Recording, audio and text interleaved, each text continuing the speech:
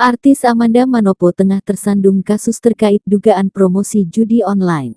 Senin tanggal 2 Oktober tahun 2023, Amanda Manopo telah dipanggil oleh pihak berwajib hingga dicecar 34 pertanyaan oleh penyidik.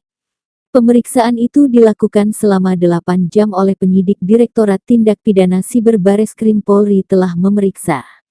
Klarifikasi kepada saudara Amanda Manopo, Senin tanggal 2 Oktober tahun 2023, dilaksanakan kurang lebih 8 jam dari pukul 12 sampai dengan pukul 20 waktu Indonesia Barat dengan 34 pertanyaan, kata Direktur Tindak Pidana Siber Bareskrim Polri Brigjen Polisi Adi Vivit Agustiadi Bahtiar dikutip dari jawapos.com, Selasa tanggal 3 Oktober tahun 2023. Menurut Jenderal Polisi Bintang 1 itu, pemeriksaan terhadap Amanda Manopo awalnya dijadwalkan pada Jumat tanggal 22 September tahun 2023. Namun yang bersangkutan berhalangan hadir dan meminta dijadwalkan ulang.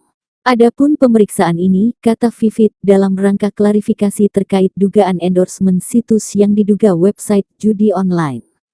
Sebelumnya, penyidik sudah memeriksa sejumlah artis terkait dugaan yang sama, yakni Wulan Guritno, Yuki Kato, dan Cupi Cupita. Artis Amanda Manopo mengaku tidak tahu menahu terkait iklan judi daring. Pekerjaan yang diterimanya dari sang manajer adalah mempromosikan website game daring bukan judi daring. Saya tidak ikut campur dan saya tidak tahu menahu tentang adanya judi online. Jadi ini hanya kesalahpahaman saja, kata Amanda. Anda tahu ini adalah judi online? Tidak, saya tidak tahu sama sekali. Apa yang Anda tahu? Yang saya tahu itu memang itu hanya game, sebatas game saja, tidak ada judi, dan itu kan berinteraksi lewat dari manajer saya. Jadi lewat dari Riko, dan itu semuanya kita ada bukti-bukti dan segala macam, nanti tinggal